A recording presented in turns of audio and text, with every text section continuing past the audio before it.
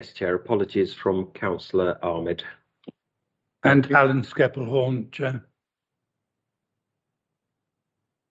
The minutes of the last meeting, which was held on the 3rd of March. Can I take them? Everybody's read them, then I can sign at the appropriate time. Thank you. Disclosure of interests.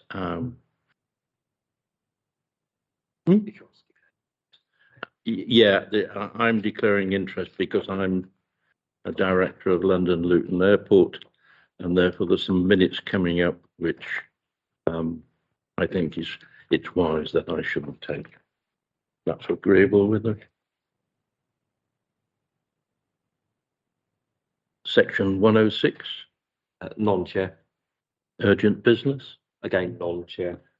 References from other committees and bodies. Non-Chair. I've got no chair announcements. Reports. The finance update from Dev. Nice to see you online.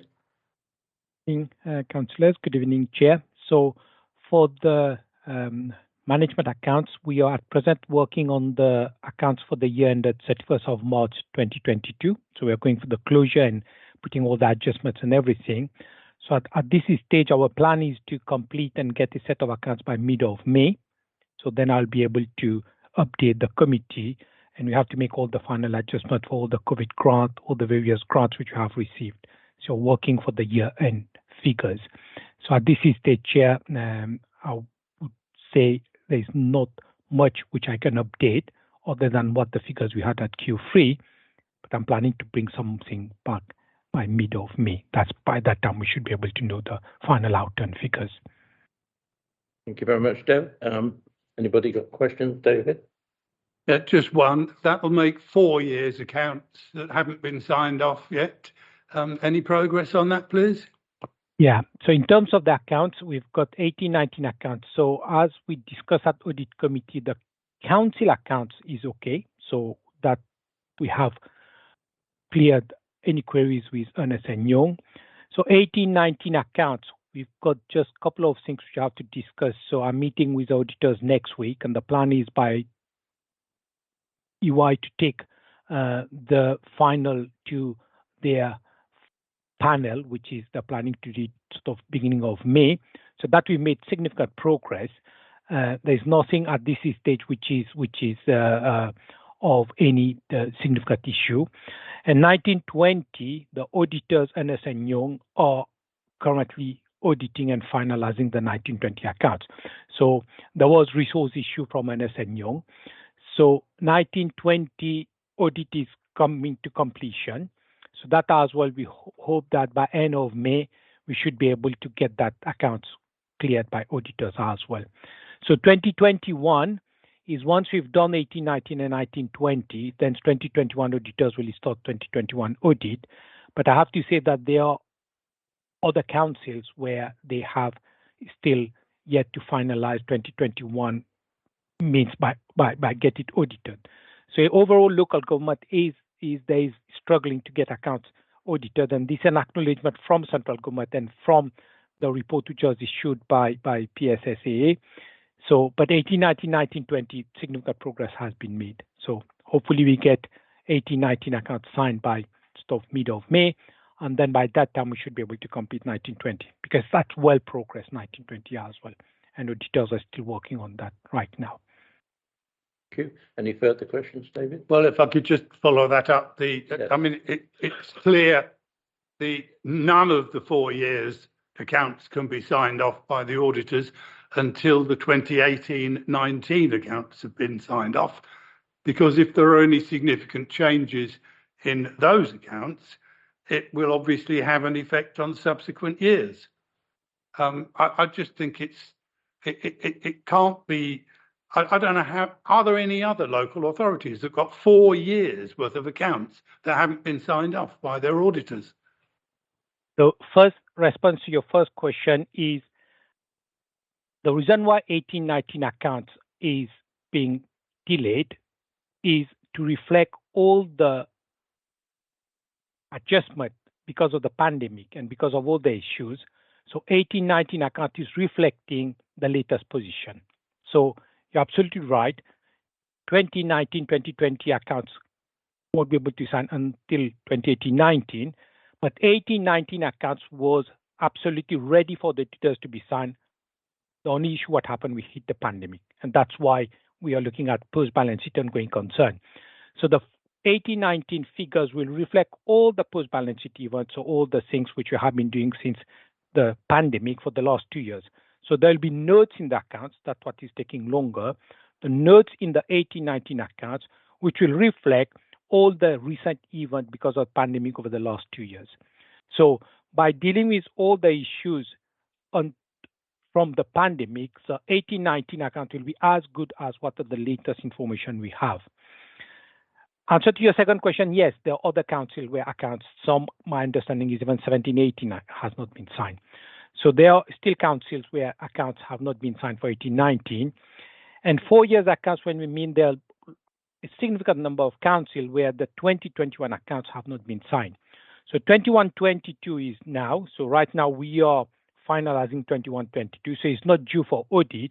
So 18-19, 19-20, 20-21, those are the 3 years. So 2021, there's other council, there's a significant number of council is still their accounts have not been audited. And it's just a reflection of the resources from audit firm as well. It's not just Ernst & Young, but other audit firm as well. They're struggling to complete the audit on time. So yes, in terms of 18-19, yeah, there are other councils. Some, my understanding is even 17-18 are still outstanding. Thank you, Chair. Can I following on to the question, are we in, and you said there's a number of other councils, would it be helpful that if we can get that information, how many other councils there are? And the second part of my question is it because the council itself is not prepared the accounts that the auditors have not signed up to it? Or is it because the auditors can't find the resources to be able to sign, look at the accounts and then sign to it? Okay, so that's a very good question, Councillor. I'm glad you asked this question. The council accounts have been published on the council website based on what is the statutory requirements. On due date, the council has published. So if you go on the council website, you will see 18-19 accounts, 19-20, 20-21. And now shortly we'll be having 21-22 accounts. I think the deadline is July, but we will try to do it even sooner. So the council account signed by me as Section 151 is already available on the website for public inspection and for members of the public to scrutinize. Second is a comeback because of the pandemic. It's not only the council, even the private sector as well. The Financial Conduct Authority said because of the pandemic, a lot of companies will have to take into account what we call going concern. So because a lot of council who's got companies and subsidiaries, because of the pandemic, they had to reassess what the pandemic impact will have on the finances. And that's one of the reasons why we had to revisit 18-19 account, because when auditors were going to sign the accounts before the pandemic, they had to take into account all the events after the year of 18-19. Third is there is an acknowledgement, and that has been published by central government and part of the Redmond review, which look at all the audit. All audit firms are struggling. So answer to your question, Councillor, yes, there is a resource issue from audit firm as well, and there's a resource issue in order to recruit staff as well. So the combination of these things which has resulted in some council, even they have not been affected by the pandemic, still the accounts have not been signed. So our account is on the website, and we publish our account on the date where is required by central government. So we have been preparing, publishing, and other accounts on the website. So yeah, this is a combination and all. And I think we've discussed in quite some great lengths at the audit committee and FRG. Because of the pandemic, there are some technical issues in the LAL accounts, and because LAL get consolidated with the council accounts, then those are the issues which we had to provide auditors with additional reassurance, which, as I said, I met with auditors on a couple of occasions. I'm meeting with a partner next week as well. So we made significant progress to resolve those issues. So that hopefully will get 18, 19, and 19, 20 as well, because once we resolve those issues, we won't be revisiting, hopefully, those issues again. Hopefully, we are coming out of the pandemic, so LAL should be, with the increase in passenger numbers, should start to have a sort of recovery, and that's we hope so. So hopefully that answers your question, Councillor. I just emphasize that if there were serious concern, they wouldn't be waiting 4 years to come to it, would they? Because the other local authorities, they have come in pretty soon. Northampton is one example. So another very good question, Councillor Hussain. So if there were any significant issues in terms of the financial resilience of the council, or there's any significant issues like significant differences in opinions and treatment between auditors and ourselves, then auditors raise it in our audit committee, and those members will then discuss it, and auditors themselves, they said we made significant progress and we are coming to a sort of favorable conclusion. If there was issues in terms of the financial resilience of the council itself, then me as a Section 151 officer, I would have raised those concerns with the council and auditors and with members in the first place. And the MHCLG and Deluxe, they've carried out their review and they come up with a recommendation which was discussed in detail. So at this stage, as far as I'm aware, everything has been discussed on various committees at Audit Committee and FRG. It's just we're coming to the point is provide that little bit of additional reassurance on certain things which we have to provide evidence, and working on it. And today I have provided other information. But at this stage, there is nothing which auditors have raised any additional concerns which they didn't discuss in the meeting where was with Audit Committee and FRG, and those were discussed in very much detail. So there's nothing, to my knowledge, which they brought. Is just finalizing those issues which are raised, and auditors in that meeting said we have made significant progress. So there's nothing at this stage which give me of concern which were not discussed at that stage. So there's no new information which auditors have raised as far as I know. Thank you, Chair. Thank you, Dev. Just to reassure the people, the taxpayer of Luton, that they were, if there were serious concern, you would have yourself in the first place, and then of course the auditors would have been making sure that the public is aware of it. Thank you. Any other questions, comments? David?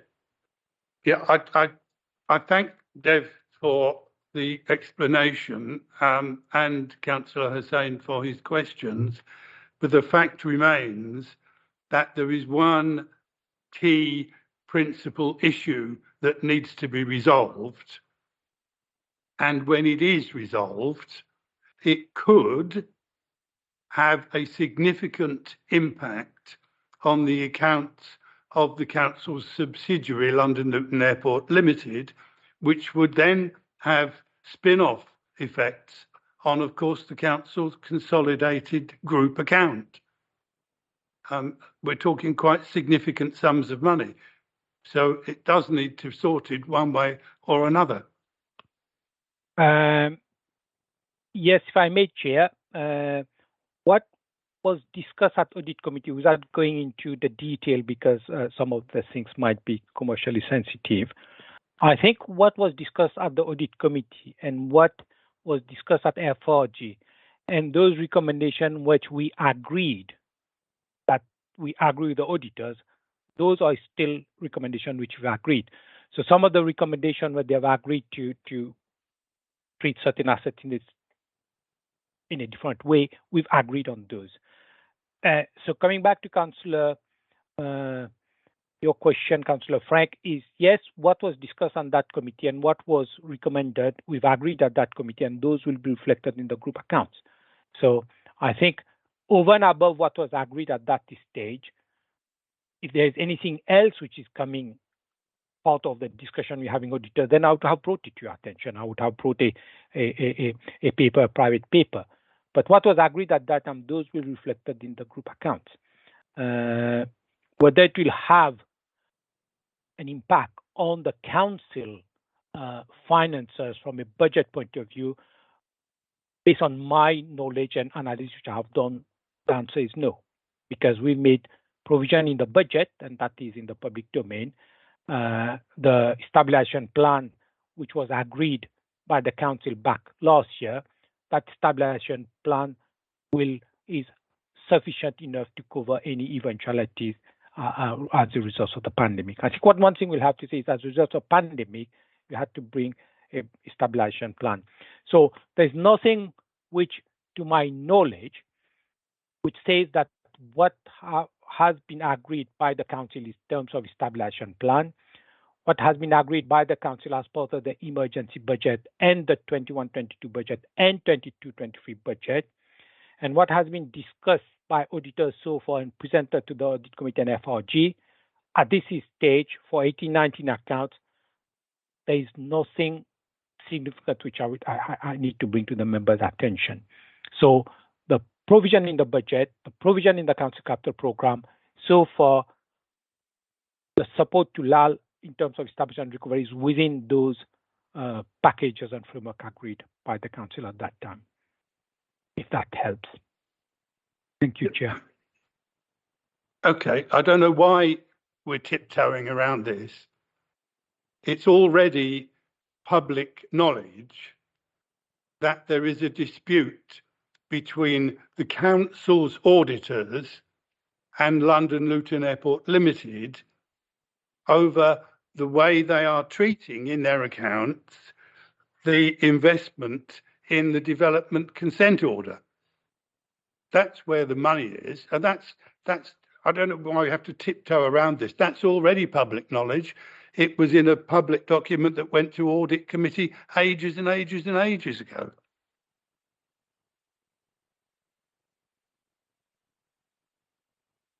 I may share here. I think what was discussed is about the valuation of the airport. And that's we've agreed and we're discussing with LAL external auditors. So that, as we discussed at that meeting, that will bring an additional benefit to the balance sheet of LAL. The other area, without going into detail, I think probably we'll have to take it. If we have to go into private, then I can give a bit more detail. But my understanding was what was discussed at the audit committee is more the valuation of the airport, and the latest valuation, as we've said, is showing a significant increase in the value of the airport. That's where there was the way it was treated, and the way Ernst & Young will treat it now is we are discussing the auditors, and that will be reflected in both LAL accounts and LBC accounts. And I think on the valuation, we are getting close between an agreement between the external auditors and EY. So,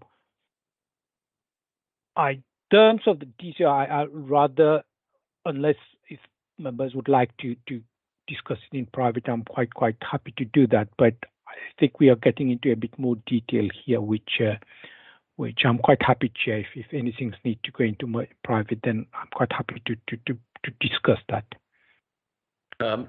I think if we're going to discuss it in greater detail, which I think David wants and yourself, I think it should go into private. Yeah, deal with item 9. Yeah. 10, then we're in private. Yeah, if that's agreed with everybody. But just to make my position quite clear, I'm not asking for it to be discussed this evening in more detail. I'm merely asking for what progress is being made, and it would seem the answer is not a huge amount. So as far as I'm concerned, that's the end of the conversation. I think just brief. I think there are two elements, Councillor Frank, and that's what I was saying. If we have to detail, there was the CPA and there was the DCO. So that's why I'm saying if we have to go in much more detail, then I'm quite happy to go. But in terms of the discussion taking place, but the valuation was yeah. So the valuation is done. We've already submitted all the value to the auditors, both auditors, and they're going through that. But as far as I'm aware, is discussion, good progress has been made, and and the quantum of the value. EY auditors have not raised any concern so far, and we are making progress that value will be reflected in the LAL balance sheet, which will make the LAL balance sheet even better in terms of the additional increase in the value of the asset.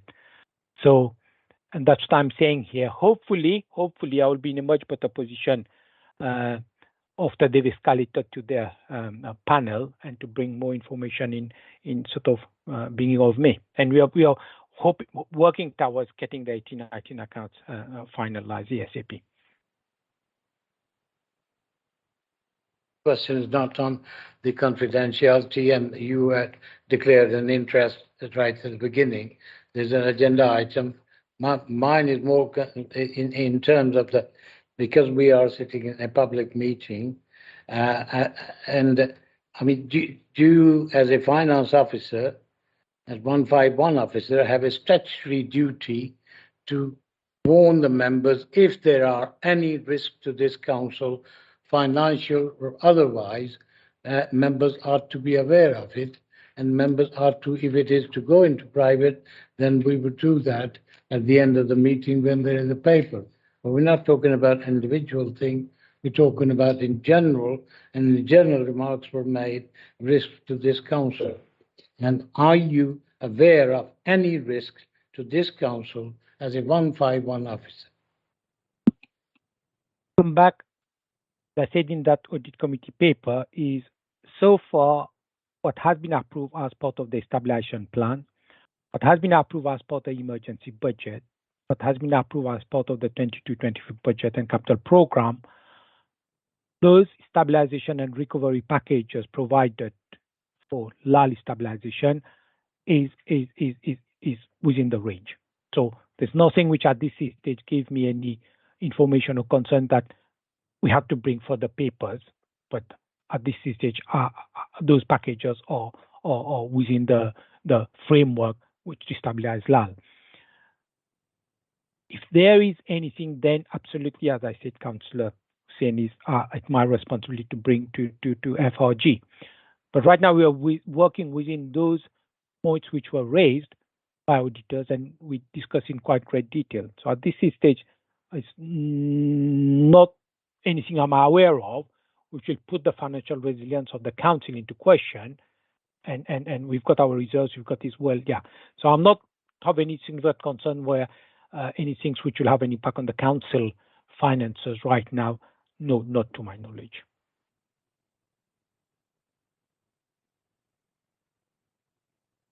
Any more comments or queries? I've just got one little item.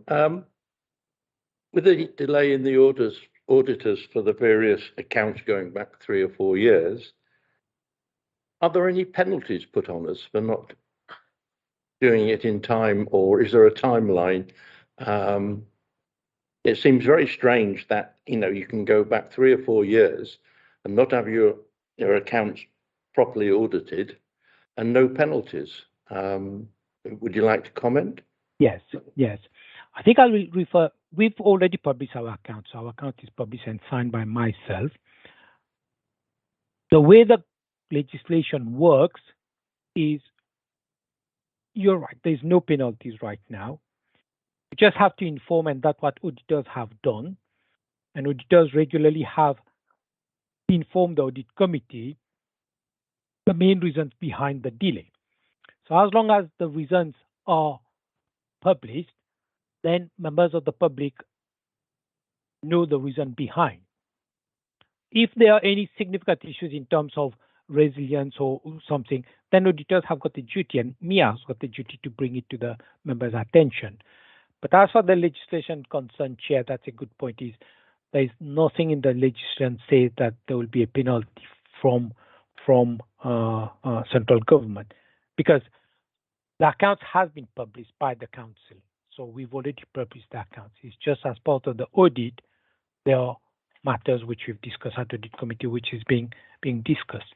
And some of them, as members will appreciate, were very sort of technical matters. And because of the pandemic, some of the things had an impact on dealing with those technical matters. But coming back to your question, no.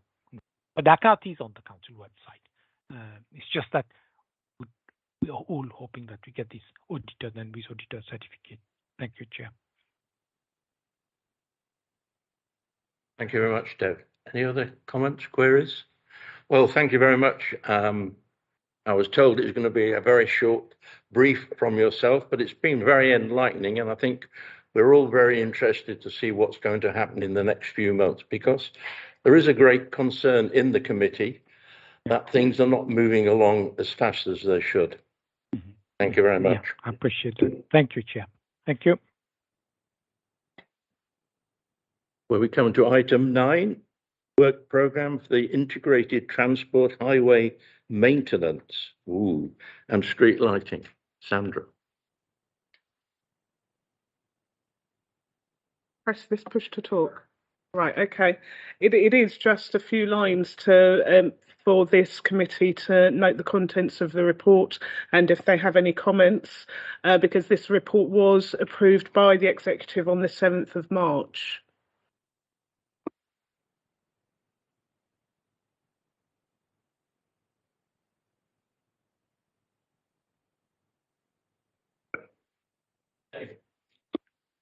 Yeah, I've got a couple of detailed questions, but I think the first question that we ought to have an answer to is why this is a very unusual situation where we're receiving this report a month after it has been approved by the executive. We're more accustomed to seeing things on their way to the executive so that we can make any comments that we may think appropriate for the executive to consider. It's be interesting to know why we're getting this a month after it's already been approved. Sorry, am I supposed to answer that? Because I don't know why it's a month later. All I know is in the past this has happened where executive have requested that the report goes to Overview and Scrutiny and to Financial Review Group. This time round, I wouldn't be able to tell you why this has happened. Right, I can answer that for you, Chair. This has been pushed back a couple of times by the director. I have sort of asked for it to come to, I think it was on initially January, then the February meeting, but at the request of the service director, it was pushed back. Well, there are, in that case, there are a couple of references here to allocations of government grants, which at the time the report was drafted and at the time it went to executive, were not finalised. I would have thought that a month after it's been approved, there must be some news on those areas where grants were provisional. Is there an update on any of that, please? There is an update on the grants. We have had, it's basically available on the DFT website, but in terms of a settlement letter, we haven't received one from the DFT. It's quite normal not to receive a letter until into the new financial year. We do chase the DFT for that information, but we haven't received it, but our allocations are available on the website. Thank you. I've got a couple of detailed questions at an appropriate time, Chair. Okay, then on page 21, the grid at the top, there's a work programme item called Siemens Financial Services for 2.1 million.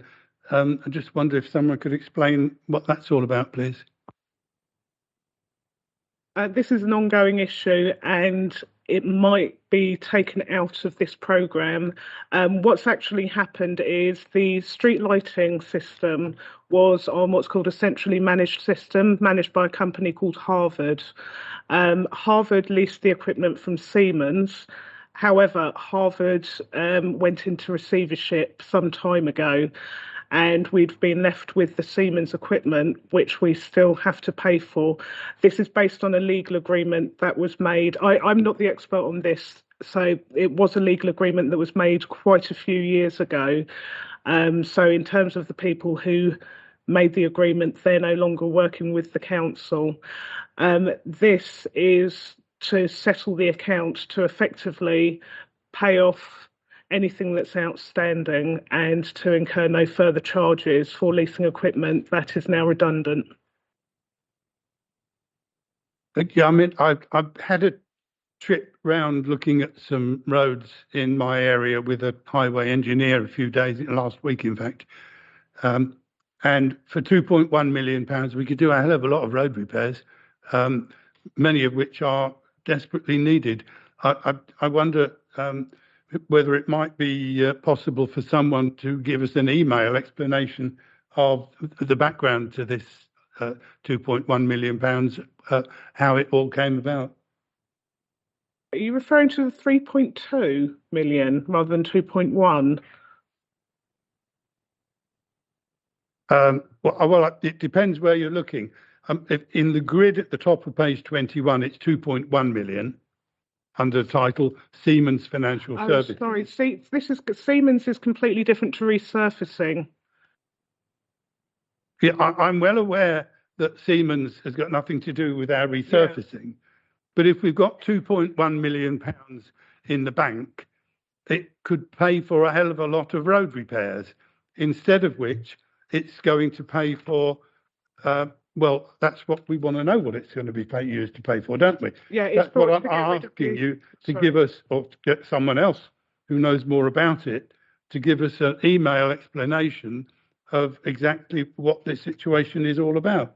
As far as I'm aware, a report has gone to members regarding this some time ago, so that's something I would need to check. But in terms of Siemens Financial Services, it's a capital bid that we bid for, and it is to reduce the cost of the redundant equipment. It has involved legal services as well because of the nature of what's happened. So this is a watch this space, because there is a big financial implication with that. We can't deny that.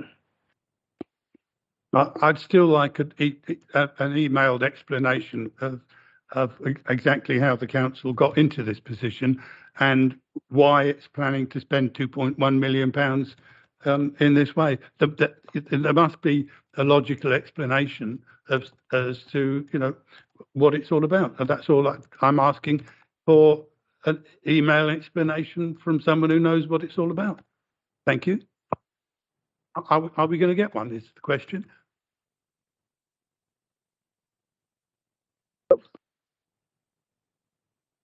Yeah, that's it. I'm emailing Steve Lane now.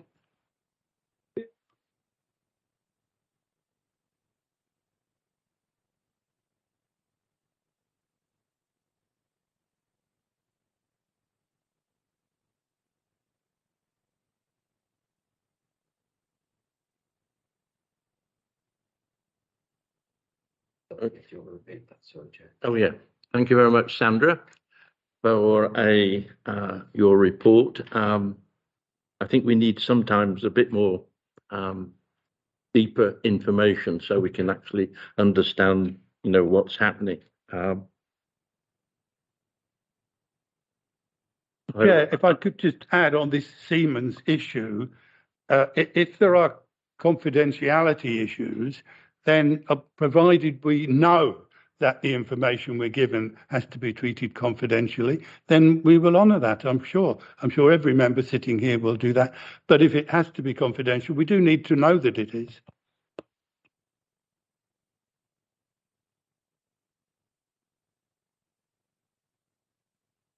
So if it is not on your head, it would have been very nice if the director had been here, and we probably have had a bit more depth to the information we've got. That comes to the end of the, oh no, it's not 10 works program. Oh yeah, presume we know the report. Is everybody happy with that?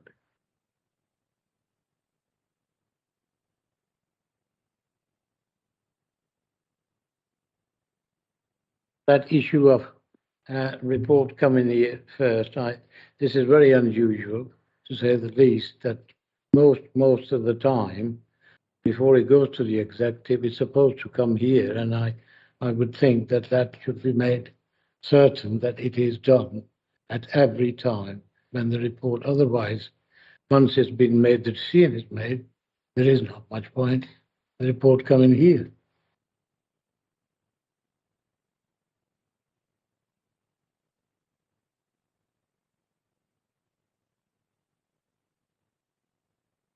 Works programme. Yes, thank you, Chair. Members have before them a copy of the Work Programme Finance Review Group for the next municipal year for 2022-23. There's also attached a copy of the forward plan. So it's members' opportunity to add anything if there's anything they want to be raised at a future meeting. And obviously next January, February, we'll ensure that the Highways Capital Work Programme is before it goes to executive.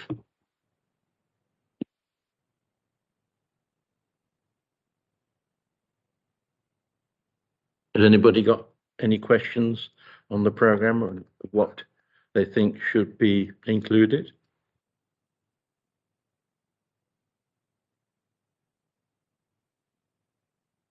If anybody has any suggestions that come to them later, if they just give me a ring, and I'm sure we can fit them in without any problem.